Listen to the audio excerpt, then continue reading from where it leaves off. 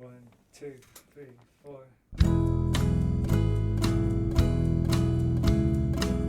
I love all my friends. I love all my friends. I'm parking the car, turning off the lights.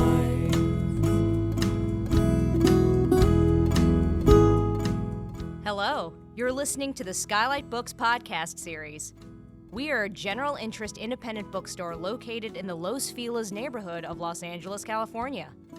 This year, because of the coronavirus pandemic, we've had to close our store and cancel in-person events. But Skylight is your neighborhood bookstore, and we are finding ways to create community even while we're far apart. In the coming weeks, we'll be putting out lots of new audio content to help you discover new books, connect with authors, and check in with your favorite booksellers. To learn more about how you can help keep Skylight alive, please visit our website at skylightbooks.com or check out our social media accounts on Twitter and Instagram. You can subscribe to the podcast on Podbean, iTunes, and Spotify. Thank you for listening and enjoy.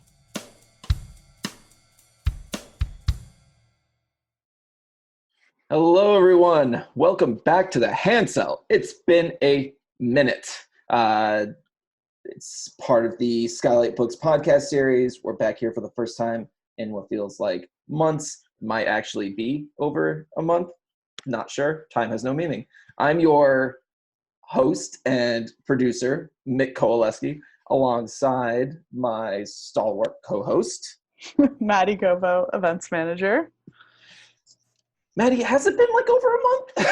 Yeah, Since we I last think recorded so. a Handsell? I think so. Well, you went back to your full-time job, which meant that we could no longer hang out on Fridays and chat for an hour, which is what we were doing and was so nice. I know. I'm sorry. No, I mean, we all got to live. We all got to make money. Capitalism. Yeah. Yeah. So, you know, we took a break for your sake and also because I didn't have time to book any guests. But I did book a guest this week, and she's amazing. She's just one of my favorite people ever. Elisa Garcia, who works at Skylight with us. She's just been around in books forever. Has so much wisdom and vision for how the book selling industry could be better. And I'm excited for you all to hear her thoughts in the conversation. Yeah.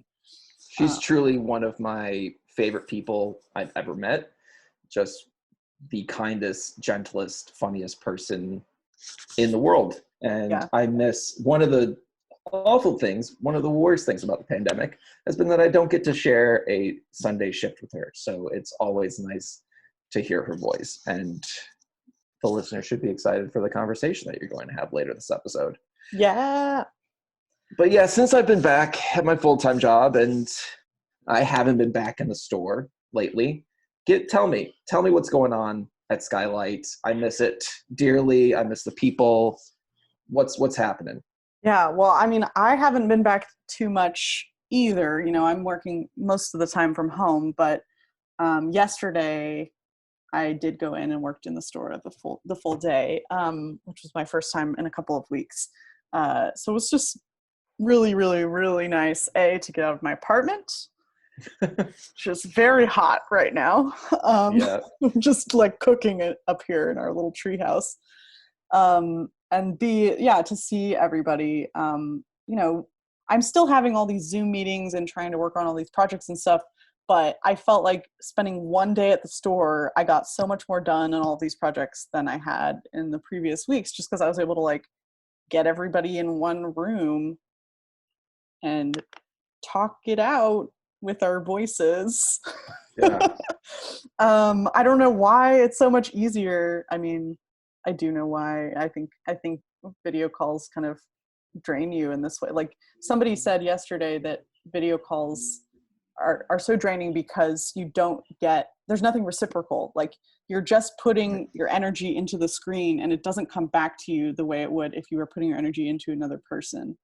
Right. Well, so yeah, like you're losing information, like information just in terms of like body language, like even if you are on a video call, like right now I can only see you from like the chest up, so it's not like if you're gesticulating off screen, like that's information that I'm losing. And it's also just like I think what we're used to from like looking at a screen is it just kind of like is a wash over you instead of like an active participation. And I feel like that's my big subconscious block when I'm doing a video call, is that I have to like focus more on being an active participant and not just like a passive viewer. I think that's the big thing for me. So yeah. I totally get that. Yeah, I mean, in this video call, you can't even see my awesome Bernie Sanders Eat the Rich t-shirt that I'm wearing right now. Well, now only when you lean back and you're tilting it down, and it's incredible. And I want one. Please tell me where I can get one. I'll tell you after we hang up. I think the guy's name is Heavy Slime, but I could be wrong, so I'll double check. Yeah, we could cut this out if you're wrong. Yeah, okay, so more info about the store. So the main store is still open for in-store browsing with a mask and, social distancing, blah, blah, blah. I say this in like every virtual event intro. So I'm like, social distance and, well, yeah, be respectful. It's worth reminding. Yeah. And the store's pretty like well trafficked. I wouldn't say that it's like slammed. I have seen it slammed. It was slammed in July when we had just reopened. It was so busy. It was nuts. I couldn't believe it. It seems like it's slowed down a bit now, which is better for the employees on the floor, but probably worse for our bottom line. Yeah. But we're starting to feel like, I think everybody's starting to feel like we've got the procedures in place now, and we've got the protections, or as many protections as we could get in place. And now people are starting to think about other projects, and it's starting to feel a little bit more like the old Skylight, because what I loved about working at Skylight pre-pandemic was, we have managers, but the managers are also like very willing to let floor staff take the initiative on things that they're excited about. There were always like fun, wacky projects in the works. And now we have a couple of new things in the works that I'm really excited about.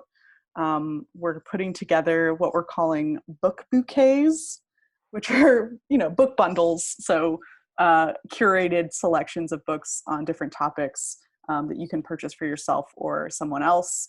And that way, you can either order them online as gifts, or you can come into the store and check them out yourself. But the idea is that it's Skylight booksellers doing what we do best, creating these recommendations that you can share with other people. So our first round of book bouquets, I think, are hopefully going to go live in September. And we're going to do a kid's birthday bundle with a new tote bag design. Which I'm going to do. Actually, I'm really excited. I was going to ask. Yeah. Yeah. I don't get to do art so much anymore, but before I worked at Skylight, I was an illustrator. In one of my other past lives, I was an illustrator. And a damn good one too, if I may say so. Stop. Don't stop. I'm a Leo. I love good. Praise. So good. The best. I have missed doing design.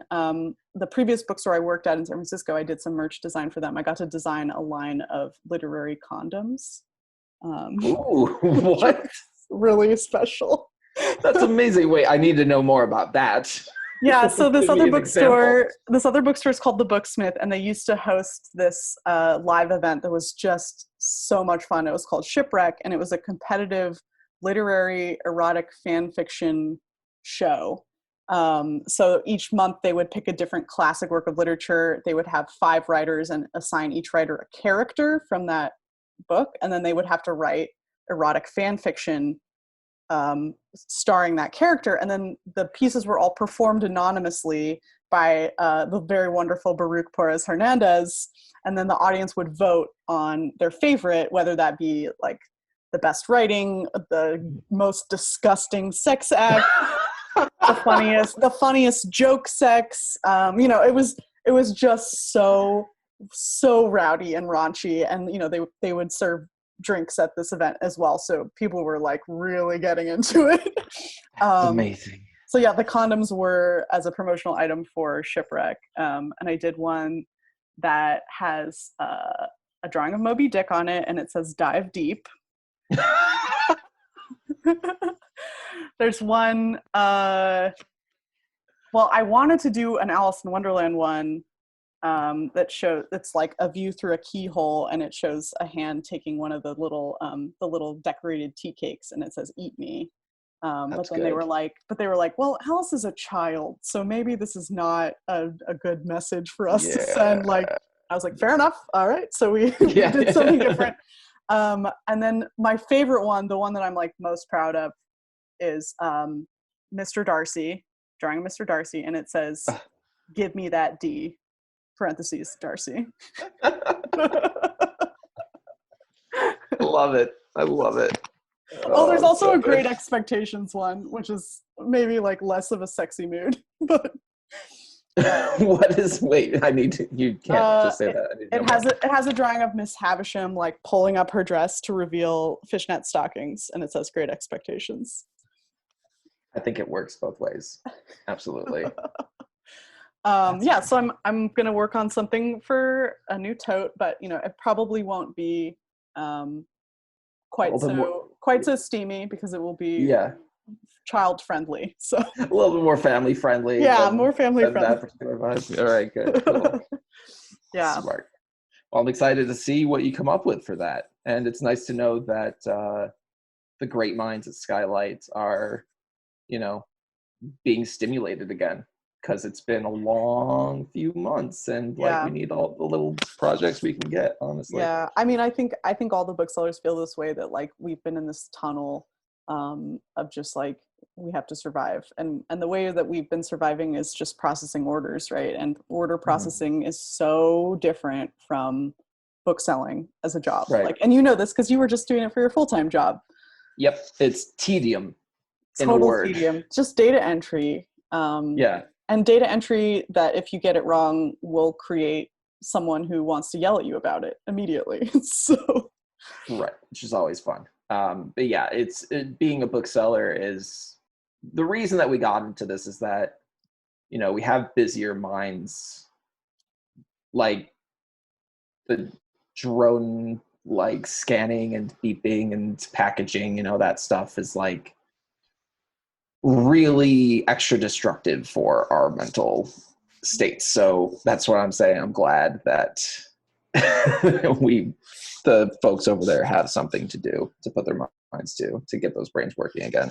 Yeah. And I think, like, even though we were super grateful to get all of this flood of online orders, and it does feel good to get the books to our customers, it isn't everything that we're capable of, and it isn't really what feeds us as booksellers. I think it's always, I love to harp on community, but I do think it's always about connection and community for me anyway. Like, that's why I have stuck with bookselling for so long, is that like you get to meet all of these different people, and you get to have these kind of intimate moments with them where you hear about what books really touched them, and then you try to give them something else that will touch them or reach them. And there's none of that in online bookselling. You don't get that at all. And this is why Amazon is terrible, right? Because there is no intimacy with Amazon. There's only calculations and algorithms. Right. It doesn't help you deepen your understanding of the world to be recommended to read a book that's exactly like the book you just read. And I think, there's no way to replace what booksellers can do with machine learning. Right. Because it is all about feeling and emotion and, the kind of mysterious ways that people's imaginations work. I don't know that technology will be able to replace the bookseller, though is certainly trying. It's trying, but it's also failing, because I think one of the reasons that we're still around is because I think people recognize, and I think subconsciously sort of like intuit, that when you go to a bookstore and you get a recommendation from another human, you are absorbing and receiving part of them. You know, it's not just a matter of like, oh, if you like this, you like this. It's like, well, if you like that, like I like this book, so I recommend this book. And that really is like offering a piece of yourself and your personality to another person. And, you know, maybe offering a perspective that they hadn't considered before, and something that they wouldn't have gotten out of an algorithm, where it's like, oh, you like, you know, David Foster Wallace, we're going to offer you like all of these, you know, post-ironic modernists, you know, but like maybe you would like Yajasi, or, you know, like someone that's not directly a descendant of that literary vein, to mix metaphors. But yeah, that's the thing that I think will keep us around, and I'm glad that we found ways to foster that even when we can't actually be as intimate as we used to be. So. Yeah, I mean, I think that I had a smart thing I was going to say, but now I've forgotten it. But I think that, I think that you know, the thing about the capitalist consumerist culture we live in is that it relies on reproducibility and sameness, right? That like, if you bought something, you will probably buy it again, or you will buy something similar to that. But that really isn't how people experience art. That doesn't work for how you experience art, because art can hit you in ways that you can't anticipate, right? Like if you walk into a museum and you see you know, a sculptural installation that reminds you of something that happened to you in your childhood, and that is a profoundly moving experience for you. I mean, how do you, like, that can't really be monetized. There's no way to predict if that's going to happen for other consumers of that artwork. And there's no way to predict if that could happen for you with a similar artwork. Just using sculpture as an example, but I think it works exactly the same way for books. That, you know, again, I feel like there is a fundamental dissonance between the business of selling books and the experience of art. Like those things are going to be at odds with each other if you don't acknowledge that success is not always reproducible with the promotion and production of art. And consumption of art, and this happens with publishers all the time, right? Where they'll give an author an enormous advance for their debut, banking everything on it, and then it flops, and then that author can never sell a book again. No matter how good it actually was, right? Yeah, because there's just no, you have to take these risks, and you have to trust in a way that capitalism doesn't want you to allow yourself to trust or be vulnerable. Right. Yeah, because I like the word risk that you use, because I think part of it is like you can't guarantee that someone's going to like something, nor would I want to, you know, have that guarantee to me. Like I like I don't know, danger is a very dramatic word to use in this context, but like the danger of being like, oh yeah, I might really not connect with this. I really might not like it, but that's what makes those moments of connection so much more thrilling and exciting and fulfilling. You know, it's that there was a chance that I wouldn't connect, but I have, and that's beautiful in a weird way. So like the algorithm that predicts whether you're going to like something is, I think, a false concept to begin with. like it's a lie. There's no algorithm, I think, at least that has, you know, come up with to really consider all those variables that you're talking about, of like, you know, symbols and, you know, nostalgia and like, you know, all these different emotions that come up when you really connect with art. So isn't there a Vonnegut story about a novel writing machine?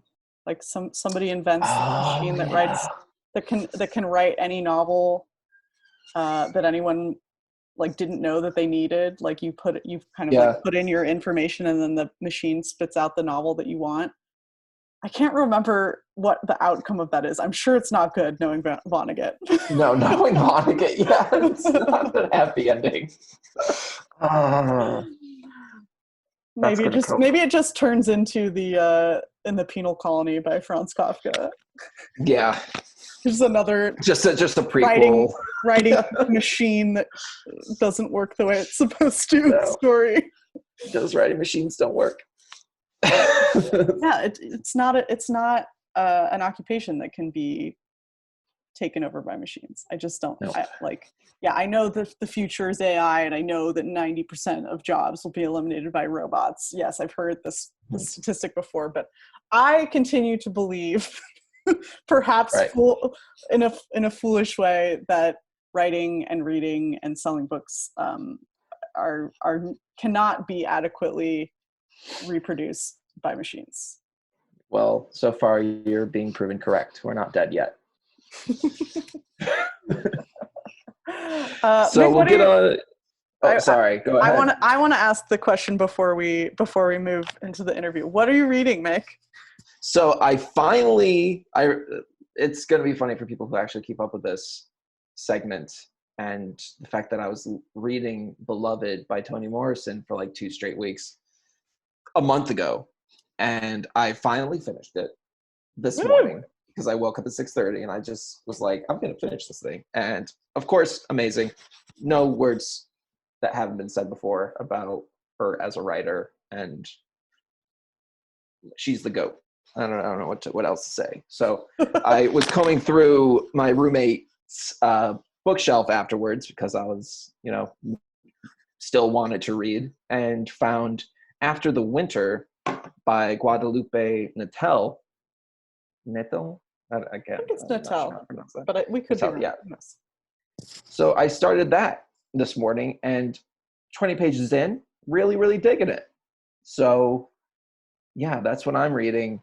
What about you? Helps to have roommates with a great book collection, right? Yes. Oh, yeah. Yeah. You can't put a value on that. Can we reveal that your roommate is also a Skylight? Yes. Yeah, we should do that. Yeah. Shout out to Ben. He's appeared on this podcast before on the Handsell. He hosted an episode with Sydney, I believe. He's my roommate now, and it's great because I have someone to go to the store for me and grab things when I need them. If he was in the apartment today, he's working a shift right now, but he would for sure jump on maybe next time. Yeah, we'll bring him on next time. Yeah, absolutely. What about you? What are you reading?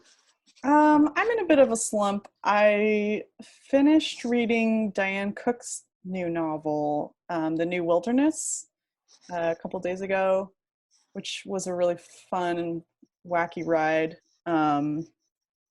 It's basically about this group of people in a near future / parallel universe where most of the world has been developed and all that's left is this one last wilderness. And this group of people are part of an experiment to see if human beings can coexist with nature.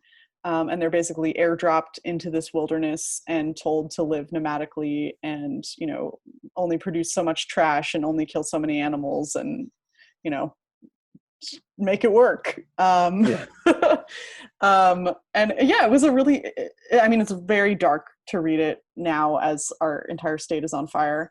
But I think it was also a beautiful kind of an escape in a way, because you get to be alongside these city dwellers who are adapting to all these conditions that ancient humans adapted to many years before.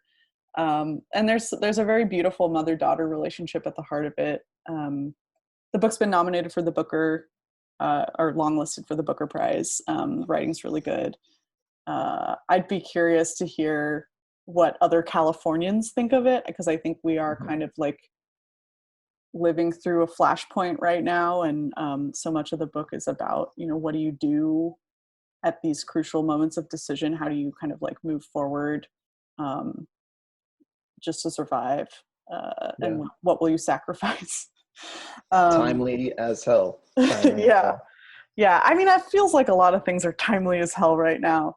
A lot of artworks and books are being brought up as being timely. I wouldn't say that this is timely. It does feel sort of like it takes place out of time or in a parallel time. It doesn't have quite the like moralizing that you would expect from a dystopian novel coming out in 2020. So I respect that about it. Yeah, that's refreshing. It's kind of happy to dwell in some ambiguities. But yeah, I don't know where I'm gonna go after this one. After having finished this book, I'm open to recommendations. If you know of anything I should check out, I did just order a giant cookbook that's all regional Italian cooking, like peasant food. Well, maybe awesome. I'll cook you something from this book someday. We'll find the Calabrian section for you. My heart, Maddie. A little trade-off. That'd be awesome. All right. Well, let's get to your conversation with Elisa. We've kept the listeners from her too long, been hogging them all to ourselves. Great conversation. Everyone's going to enjoy it. Maddie, let's try not to wait a month to record another one of these. I agree. We'll be back soon, I promise. Well, you'll definitely be back in like I'm always seconds. I never leave. yeah, exactly. I'm just on the podcast. I'm just like waiting for someone to show up and talk to me on the podcast all the time. Yeah, exactly. You're just waiting by Zoom, just hoping that someone will call and be on the podcast. But yeah. Maybe we should do a call-in episode of that would be sick. Yeah. I don't know how to coordinate that, but let's figure it out. Figure it out. Who knows? Whatever. All right. I'll talk to you later, Maddie. And to the listeners out there, enjoy the rest of the episode. Bye. Hello, lovely listeners, and welcome to a new episode of the Handsell. It's been a while. We had a couple of weeks off just because things were a little bit hectic in the Skylight world. But today we're back and we have a fantastic interview. I'm really excited to talk to this person. Elisa Garcia is my coworker at Skylight Books.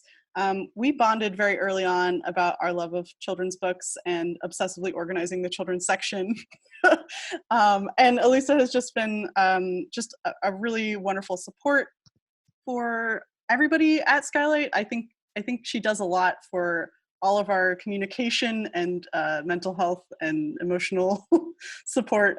She's just a great person to work with and to learn from. So I'm really excited to talk with her today. Hi, Elisa. Welcome to the podcast. Hi, Maddie. Thank you for that lovely introduction and my debut on the Skylight podcast. Yes, the audio debut. Yes. Very exciting.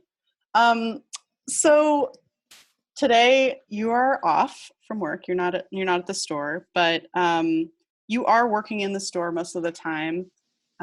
You're working in the annex, which is closed off. And you want to just like tell our listeners sort of what your days look like now and maybe how that's different from the way they looked before all of this, before the COVID, the shutdown, the end of the world, etc. Right. Well, I have never, like every other retail worker in the world, have never had to work under the conditions of a pandemic.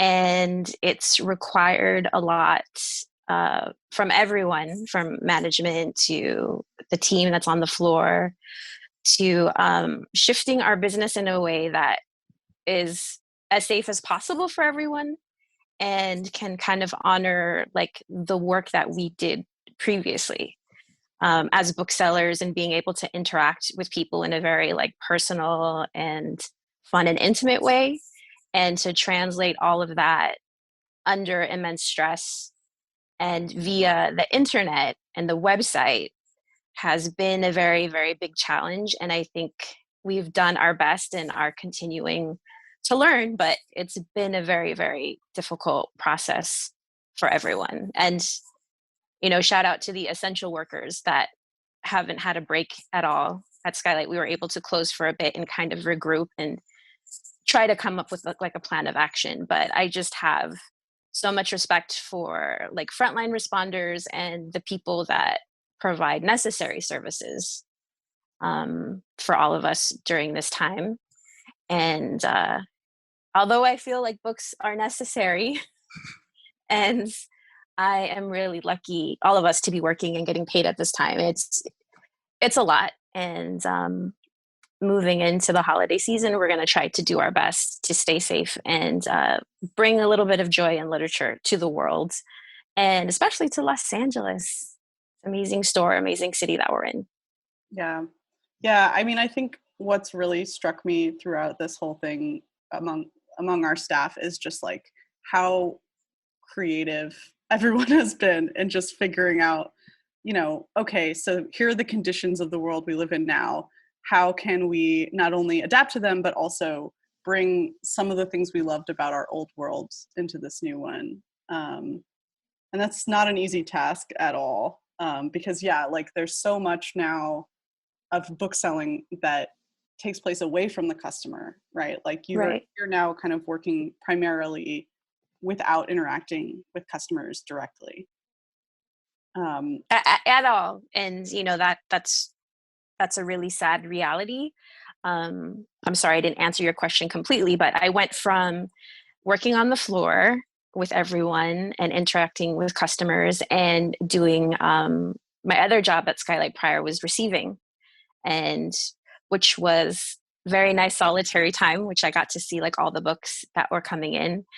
And now my job has completely shifted basically to data entry and order fulfillment, which is something that I'm not really that good at, but I'm getting better. But it's just literally that, like, there's like no communication, and it's great to see what people are ordering. And especially right in the time with like, I think people are calling it the Black Spring, or the changes that are happening right now or in society, to see what people are ordering right now, and not being able to direct people to different books, which I think are better, but but to see, you really get a weird temperature looking at the books. Although I do honor people's privacy, because that's important when people are ordering online. But I really get to see what people are buying, which is maybe one of the maybe interesting angles of my job at this moment, to see, Toni Morrison, Angela Davis, all these amazing authors that I've loved for so long, to finally be getting some kind of recognition, and these sales, which I think is really, really important at this time. Yeah, the sales have been crazy. I mean, we're not operating at full capacity, but we had such an influx of orders in June and July, and it was all thanks to people deciding they wanted to do their anti-racist education and they wanted to buy books from a local bookstore. Right. So that's been one benefit of kind of becoming more of a book distribution warehouse than a little neighborhood browsing spot. Right. Yeah, it's wild because now if you go over to the arts annex, it just looks totally different from what it did before. Before it was all those beautiful art books all face out, comics and zines. It was very eclectic. And now it's like this regimented sort of like mini warehouse where like there's just stacks and stacks of books everywhere. I mean, I know you guys have gotten through a lot of those orders and those book stacks have been much reduced, but for a while it was like, it really did look like a little mini Amazon warehouse. No, I was calling it baby Amazon. And it's less efficient Amazon. Yeah. I mean, it's also just very sad to see the annex closed and not open to people at this time. We just can't accommodate people in browsing in that spot, and just to see like the neighborhood and how a lot of it is boarded up and how it's affecting the community surrounding Skylight as well. Like the movie theater has been closed this entire time. And I'm not advocating for it to open because it's not safe, but it's just, again, like the impact. I think I felt like a lot of people, when it was so hot, it was just like, wow, I really miss being able to go to a movie right now. That's so many people in Southern California, when it gets unbearable, we either go to the beach or to the movies, you know, so. They have the best air conditioning. Yes, and the best Coca-Cola. So true. Yeah. Elisa, could you tell us a little bit about like your journey into book selling? Like, how did you get into the book world, and how did you end up at Skylight, and what happened in between? Well, I will try to be as brief as possible because, like every bookseller, I have this long romantic history about it. And but honestly, I am the daughter of a reference librarian. Books have always been a really significant part of my life, and I really want to honor my parents for doing that for me. But my dad was a reference librarian my whole entire life, and he worked at UCLA, UC Berkeley, and was an important part of founding and maintaining the Chicano Studies Resource Library at both of those campuses. And the one time that I got into a lot of trouble as a kid was when I ripped a barcode off of A Wrinkle in Time from the Richmond Library and tried to like steal it. Oh my God. And I was grounded for a very long time. And thus I learned to respect public property and literature all in one Was that just because painful episode. You're just a huge Madeleine L'Engle fan and you just had to have your own copy? I mean, as a child, the two books that impacted me were, well, there's like three, but the first book that I ever fell in love with and the first fictional character I ever fell in love with was, of course, The Little Prince. I got the chicken pox and one of my dad's coworkers had sent that home for me to read while I was sick. And I literally fell in love with him. Yeah. And so that was like a big impression. And then the second book where I really felt moved was A Wrinkle in Time, oddly. I reread it recently and I'm like, this is not as great as I remember it. But that was the first book in my life I ever tried to steal. And then The Chronicles of Narnia. I'm really showing my age right now. No, these are all great picks. I mean, these were huge books for me too, which also maybe shows my age. But hang on one second. There's lawnmowers starting up. Oh, yeah. My other window. Of course. Okay. All right, recording again. All right, so you started out your book career stealing Madeleine L'Engle. And then you had to pay penance by working in the book world, right? That's how that works. That's how the book universe works. So fast forward, I went to college and was actually thinking of becoming a librarian myself. And but I got pregnant and I had my first son, and so I was able to graduate from UCLA, but I became a mom at the age of 21, and that kind of changed the course of my life. And as a single mom, I just started working at the mall and was like, wow, like this isn't what I envisioned my life to be. But I was able to work at a store. It was called Premier Aslan, and it sold like a lot of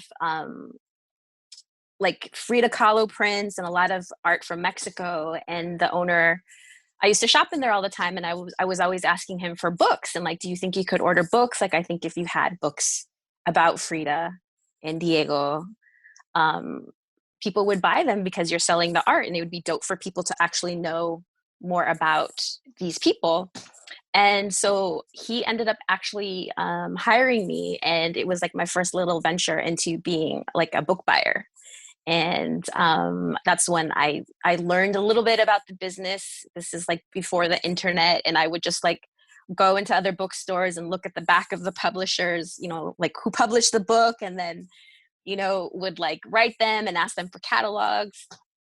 And so that's initially like how it started. And then at the same time, there was a Chicano bookstore that is unfortunately no longer in Highland Park. It was called Arroyo Books, and it was like a Chicano bookstore. Like they had all kinds of books, like by Ana Castillo and Sandra Cisneros, and it just like blew my mind. Like I had never thought that you could have like a bookstore with just, I mean, now, I mean, we're living in a time where we're seeing, you know, exciting projects like Salt Eaters, or there's SO1 Books has been around in the city for a long time, but like as a young Chicana, like I just had never seen anything like that. And it left obviously like a really, really big impression on me. And so I continued to work at Premier Aslan and ended up leaving there because I needed to make more money. And I just couldn't let go of the idea of maybe having a store and it's just to see a Royal Books was just like, oh, maybe that's something I could do myself. And in 2000, which this is a long time later, I think my son was maybe like 5 or 6, I opened up a Imish bookstore in this place called Mercado La Paloma, which is a great place. I encourage people to go visit it. It's on Grand Avenue, right by USC. And it was, at that time, I don't know what it is now, if it's the same, but they called it was a small business incubator. And it was a nonprofit. And it was a way, I always remember this because it was like a way for low income entrepreneurs to start a business. I just think that's really funny. And so the incubator for me was a very successful project. I was there, had my business there for 2 years, and I can never say they subsidize. Is that the word? They subsidize your rent. And I was there for 2 years and was able to save money and open up an account with Baker and Taylor, Ingram, and Book People, which is no longer around either. And built up my credit line with them, and then had my own store in Eagle Rock for 7 years. And what was your store called? It was called Imish Bookstore, and it's a Mayan word, and it has a lot of meanings, but the one that meant a lot to me was it means regeneration. And so it was basically like I think they call it BIPOC now, right? Black, Indigenous, person of color, focused bookstore. I, as a mom, and like you said in my intro, I love children's books. So that was kind of like a huge part of the store. And I think why people started to come in. But I also carried like Noam Chomsky, books about the Black Panthers, just things on Indigenous studies. So things that they're clearly, obviously, in these days and times, we see there's such a demand for, but 12, 13 years ago, didn't have the same energy behind it. So, but it was a great experience. I just had to close when the recession hit, and I still fantasize about it sometimes.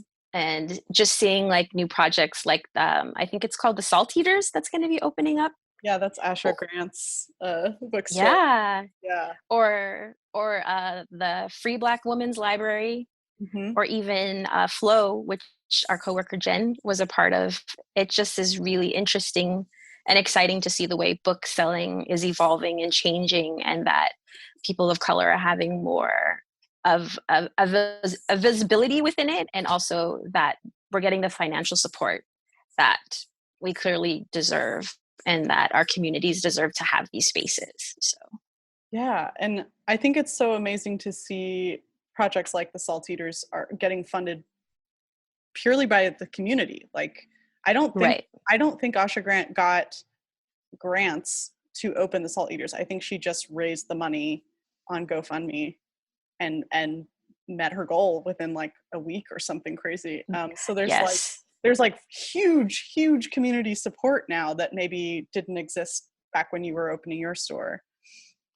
I mean, I think it definitely did, but there's the resources now, like I remember for the store, again, I'm dating myself, MySpace was a really big turning point for me because I was able to reach out to customers in a way that prior I wasn't able to, and so it's very, very encouraging to see how this technology that we're a lot of times locked out of has been able to actually start benefiting our communities. And I'm very, very excited about that and to see what comes next. You should definitely have Asha on the pod. I've invited her. I think she's a little overwhelmed with all of her opening stuff. Right. Yeah. She said she would be in touch when she got it under control. Good. Well, I'm glad she's super busy, and I can't wait for that place to open and to be able to buy books from them. Yeah. Yeah, I think LA, a city like LA that is so enormous and has so many different cultural niches, like it stands to reason that there should be way more bookstores, right? Like, Right. I feel like, and I think there were at one point. I mean, you would know better than me because I'm Oh, a girl, recent transplant. my resume is an obituary to independent bookstores in this city. Like it's really my resume is very depressing. uh, the bookstore that made after Arroyo Books, the bookstore that I worked at, and a lot of people at Skylight at some point worked at, was called Midnight Special Bookstore. And it was this huge, amazing bookstore on 3rd Street Promenade, which has changed tremendously. And I worked at Midnight Special on 2 different occasions. I worked when I was a student at UCLA, and then I worked there, I think it was after I left Premier Aslan. I went back and I worked there for like another 2 years, and it was just an amazing place. The owners were abolitionists and I mean, the loss of that bookstore was just huge on the city. And I hope at some point someone writes a book about that place, because it was so significant and important. And it just shaped me so much as a person and as a bookseller, like moving forward, just to show, because it was during the time when Amazon was blowing up, and like Barnes and Noble had opened up on the block north of us. And then what was the other bookstore? Borders, on 1 block south from us. Oh my gosh, you're just surrounded from all angles. Yeah, it was a very depressing time, and the store was able to survive for a good time after that.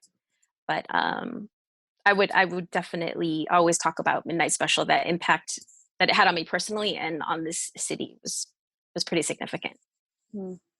So, like, as someone who's been in the LA bookstore community a long time, like, what do you think it is that makes some stores stick around and others don't? Or is it just purely like luck and timing? Wow, I wish I had a really educated answer for you. But I think, again, the impact of the internet, Amazon in particular, has just really devastated the bookselling community all over the world, but really in this city. Then there was the age of like what do you call those stores? Like those huge box stores, you know, like Barnes and Nobles and like Borders. Yeah. The other interesting sort of threat that I guess I lived through were what was it, like Kindles, right? Like everybody was into like e-readers, like when Oprah was talking about like e-readers. So the business, considering that no one can make a real significant profit, is very resilient, you know? And that's the thing that's frustrating, I think, as a bookseller. And honestly, just like as a retail worker, is that we do so much for, and I'm not speaking specifically like Skylight is evil in any way, but I mean, the system of capitalism is just devastating, you know, it is. And we're seeing that play out under COVID and all over the world. I can only speak to my experience and what's happening in the city, but it's booksellers, it's retail workers, it's essential workers that keep these places alive, and it's the community that supports us, you know. And I think that's the hard thing about the internet business, is that it's great that people from New York and all over the world are ordering Skylight and trying to keep us afloat, but it's our neighborhood business. It's our community that we've built over the years that I think keeps us alive. And how much rent you pay, I mean, I think that's the bottom line, is rent. Mm-hmm. So I mean, I don't have any answers. I think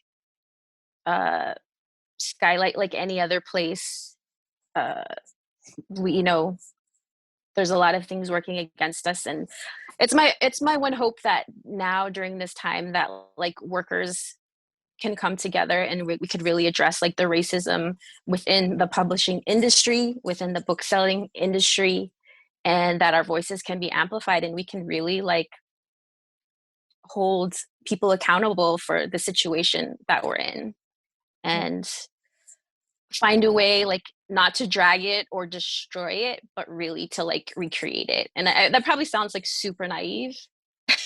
No, I mean, if it is naive, then I'm even more naive than you, because I'm like, yeah, like let's do it. Cooperatives. I love that idea. I mean, it's just really hard to put into practice, and it would require Skylight to make a lot of changes. It's going to require the book industry. It's going to require the ABA to make some really uncomfortable choices and moves. But I really feel like it's the only way forward, because books aren't going anywhere. Books have survived everything, and Amazon is going to keep selling books for a really long time. And instead of competing with them, we need to figure out, well, I know what we do better, but how do we like monetize it in a way that's healthy and safe, and we can really get back to the important things about book selling? Because before, like, a bookstore was a place, I mean, you were the person who was in charge of events. Yeah. Like, we used to have Ocean Vuong come to the store. We would have, events with Zadie Smith, and people were able to come together and connect with these authors and hear their voices and get their books signed. Yeah. And we can't do that. And we probably won't be able to do that for a long time. So what are we going to do? Yeah. Let us know, listeners. Yeah, if any of you have any ideas for how to save the book industry, email us at events@skylightbooks.com.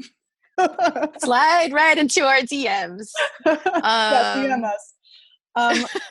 No, I mean, I think it's worth sort of teasing out what you're saying, which is like, yes, book selling and the book business are part of capitalism, but we're also part of something else that doesn't really have to do with product and profit, which is community, right? Like, right. For me, bookstores are magic places because they are places for people to gather and connect. Like, it is not really because of the books. The books kind of help you calibrate which kinds of people you're attracting. Right.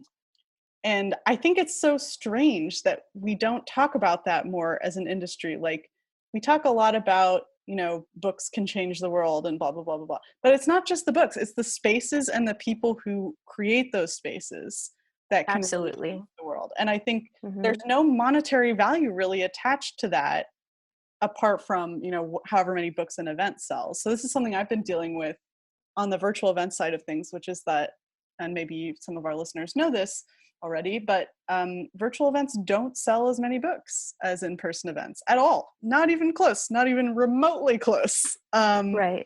But they are the closest equivalent we have to reproducing the value of the space and the connection that you would have in person in our store. Right. And so I have to now weigh this value and be like, is it worth my time to create this space for people, even if I know I'm not going to sell enough books to even cover my own salary for the time that I'm producing this event. And it sucks that we have to kind of straddle these two grounds, because it would be so much easier to do my job if I knew I was working in a nonprofit capacity, and my job was to produce events and bring people together and create these conversations. But my job is also to sell books. And now those two aims are at odds with each other. Yes, they are, sadly. Yeah. So I'm in a weird pressure point myself. And I think Skylight is too, where we're like, okay, so the first thing we thought about adapting to COVID, which is that we could just take all of our events online and, kind of operate as usual, that's not true or possible. So then what do we do? And I have some ideas that I've been working on and that we've talked a little bit about, but I'm just curious, like, and don't feel like you need to like solve my problem for me or anything like that. But I'm just curious, like, what do you think, where do you think bookselling could go? Like, you've already mentioned that you want to kind of recenter the workers. and the commitments that they make to each other and to the store, and the way that they're treated. But yeah, like, how what are some ideas that you have, or any, if any, or like, what are some dreams? I'll just keep it really broad. Well, again, I think a lot of these dreams are coming true, seeing, like, again, I just keep talking about it, but like the Free Black Women's Library, an amazing, amazing project, which is growing. And I personally don't know any of the women. I would love to meet them and talk to them, but to see what they're doing and doing, I think I'm a patron of the Free Black Women's Library, but I don't know exactly how they operate, like, on a daily basis. And I know they've obviously been impacted, but this idea of lending libraries, the feminist library on Wills is the same thing.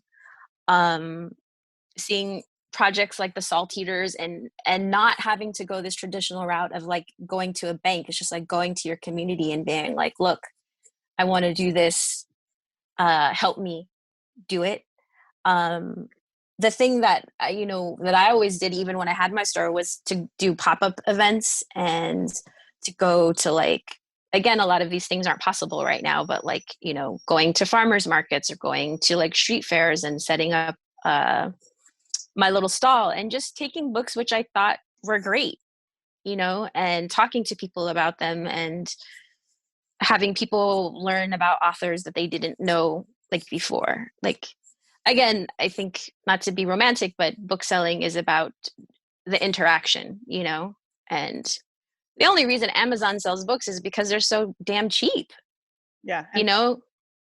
And fast. Yeah. It's just like, I'm in, like, someone reads an article and, no judgment, but someone literally, like I do it too. It's like, oh, I see something and I'm interested in it, because my scrolling brain is only interested in something for like 72 hours. But if I can order a book and it'll be at my house, like, in, 2 days, like, I guess, and I think that's the only success. That's why they're successful, and in this environment, they're going to continue to probably be successful. But is that interesting? Is it building any sort of community? Is it building connections to people? No. I mean, it's good for authors. I have friends that are authors that need to sell books. I feel horribly for all these great books that have come out this year that are getting no attention,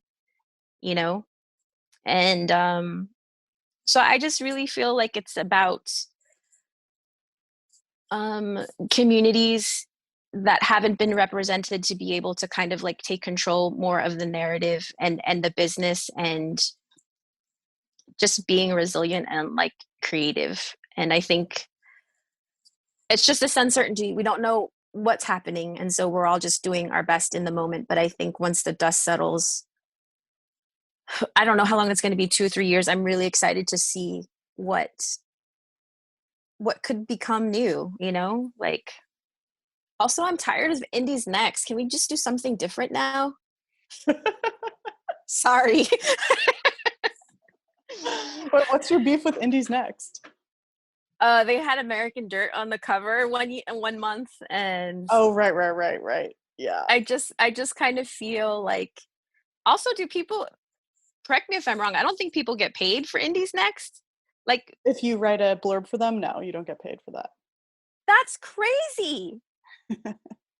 I well, mean, this is what you're saying, that like, not only does bookselling live and die on the labor of booksellers, but so does the entire publishing industry. Like, booksellers are doing an incredible amount of uncompensated labor for books and for authors, because they love books and they love reading. And it's like, this is part of the thing we need to confront. This is part of the hard conversation that we need to have, is that booksellers, the least resourced, most high pressure, most customer facing, lowest paid positions in the book industry, is where most of the actual life of a book happens, right? That like, booksellers blurb the book early so that other reviewers and other bookstores find it and order it.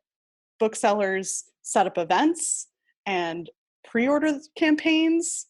Booksellers, hand sell the book. They make it their staff pick.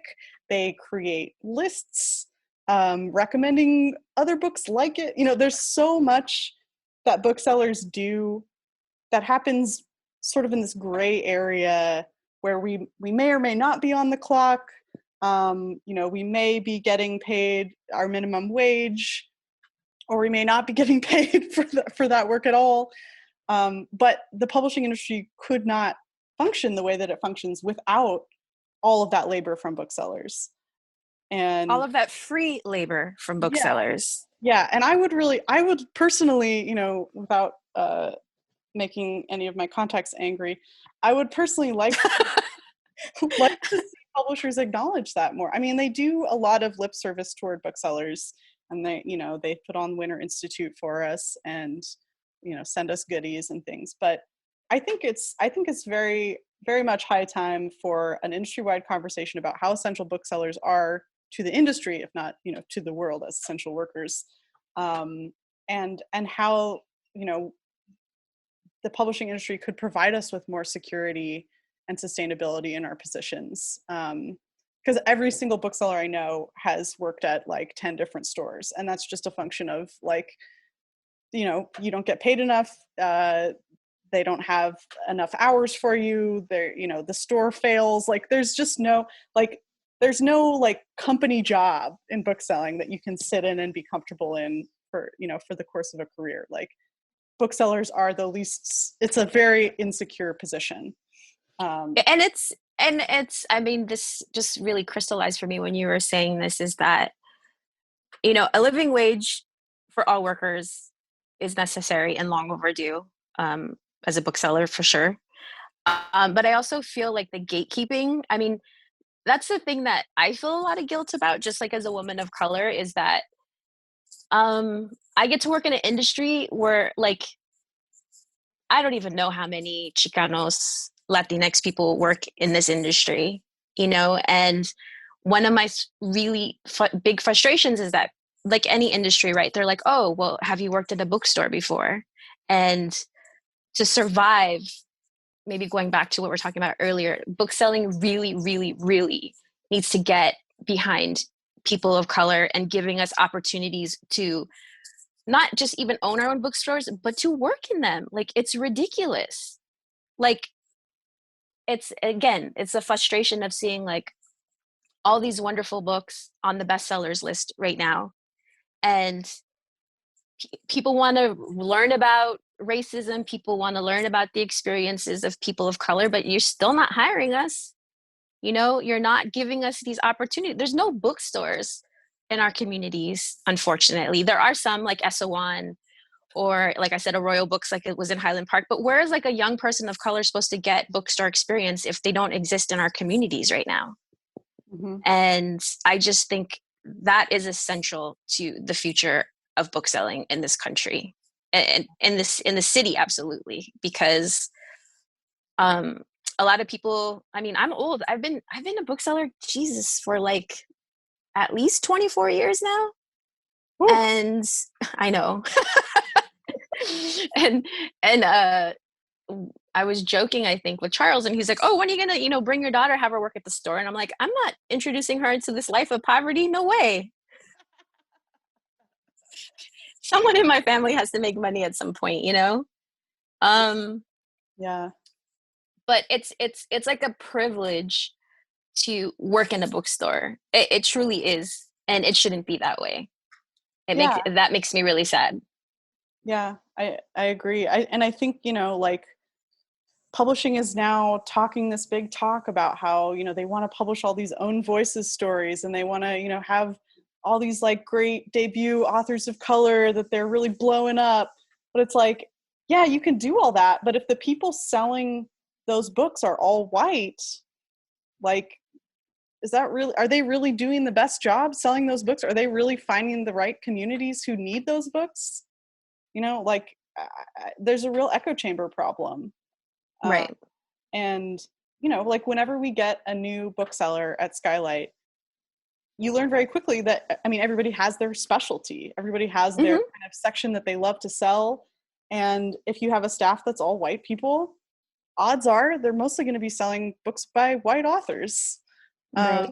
And so it's just really important to have a diverse staff at every level of publishing, including bookselling, in order to support these authors who are finally getting book deals, these authors of color who are finally getting book deals, because it's not enough for them to just have the book deal. They also need to have that community and that support so that people find their book, and Right. the people who will really connect with it will find that book. So yeah, I think what you're saying is spot on, and definitely I want to see progress made, and I want to see these conversations. I want to see some uncomfortable conversations happening. For sure. I mean, yeah. I mean, it has to, and I think we're in a unique opportunity right now to really have them and to like build, because if not, I don't see a future for the book industry, and we got to do it. You know, it's long overdue, and it seems like people have the capacity and the space maybe now to make the changes that are necessary. I hope so. Yeah. Because there's a lot of freaking really good books coming out right now, and I would love to talk to people about them. Well, is there anything you want to talk about right now before we say our goodbyes? Any books you want to plug to our listeners? Oh, okay. Yeah, real quick. One more other thing, going back to we were saying the future of book selling, and I'm sorry I skipped over this, and I'll make it brief, but the No Name Book Club. Yeah. I am like a huge fan of her work, her music, but she started this book club, and I think it's really amazing, and it shows the impact that people can have. She doesn't have a store. It's not a business. She just started this book club, and I'm reading Playing in the Dark, which is one of the choices for this month by Toni Morrison. I've read a lot of Toni Morrison's fiction, but I haven't read too much of her nonfiction. And the other book they chose this month was The Vanishing Half by Britt Bennett, I believe. Yeah. I was able to read that because I got a galley, and it was great. But the book that I think might be my favorite book of the year is The Death of Vivek Oji. Is that how you say it? Yeah. By Aweke Emezi. Is that how you say her name? Akweake Emezi. Akweake Emezi. Yeah. It's the most beautiful book I've read in a really, really long time. I really encourage everyone to read it. Yes. Check that out. So The Death of Vivek Oji by Akweake Emezi. That's Elisa's number one pick, followed by the No Name Book Club. Yes. Elisa, is there anything else you want to talk about or bring up before we kind of wrap up? I don't want to keep you for too long. I know you got stuff to do. No, thank you for the opportunity. I feel like I should participate more, but I get frustrated by the process. So I just want to thank you for inviting me, and shout out to Mick and the team at Skylight. I really miss everybody, and I think we're all doing our best, and we really do actually deeply appreciate our customers. It's just a very difficult time for us, and I would just ask that people be kind and be patient to all essential workers right now. I read it already, but I'm really excited to talk to everybody about the new Elena Ferrante book. Ooh, wait, The Lying Life of Adults? Is that the it comes out, I think, September 1st. I can't say. I don't. You don't even have to give me like a one word adjudication, nothing? It's just great to read something new by her. Did you watch the series of My Brilliant Friend? I haven't yet, because it's like very close to home. My grandma grew up in the same area. That's right. Yeah. I'm kind of like holding off for like when I really miss my grandma. I'm gonna start watching. I mean, I really miss her right now. Oh man. I can't wait to what you hear about when you watch the series. I think it was really well done, but I mean, yeah, I'm not from there, so I would love to hear your opinion on it all. I think it's really beautiful. It's shot so beautifully, and but yeah, so the new Elena Ferrante, I can't wait to talk to somebody about it. So pick it up. It comes out, I think, September 1st, like just a few weeks away now. Yeah, I think so. I think you're right. Yeah. Oh, exciting. Mm-hmm.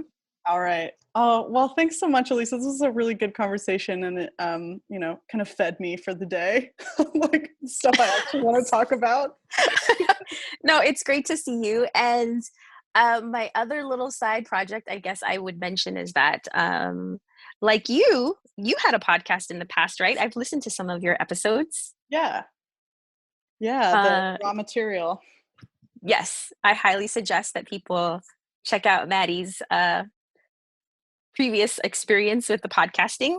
But my other thing that I love is randomly sad songs, and I do have a show that I do with my friend. It's on KQBH. It's a community radio station in Boyle Heights, and I have a podcast called Heartbreak Monday. What? And I didn't know this. And we specialize in sad songs twice a month on Monday nights. Oh my God, I am tuning in. Wait, so this is tonight? Actually, it would be, no, we're off this week because it's only twice a month. Okay, all right. But yeah, cool. Okay, Monday nights, what time? at 9. But then we also have a Mixcloud, so I'll send you the link to that. It's called Heartbreak Monday. Wow, Elisa, you're so cool. I always learn cool stuff. Every time I talk to him, wow, Elisa, there's more cool stuff I didn't even know about Elisa. Oh, thank you. Well, I mean, I will say in closing that booksellers are some of the most educated, lovely, beautiful people that I've known, and I do feel really lucky, and I love our community a lot, and I want to shout out all the BIPOC booksellers that are all over in this industry, and I look forward to seeing what's next for everybody. Yeah. All right. Thank you for listening to the Skylight Books podcast series. Please don't forget to visit our website at skylightbooks.com and make sure to follow us on Twitter and Instagram. Also, don't forget to subscribe to this podcast for more author talks and bookseller conversations. You can find us on Podbean, iTunes, and Spotify. Stay safe and healthy, and we hope to see you back in our store soon.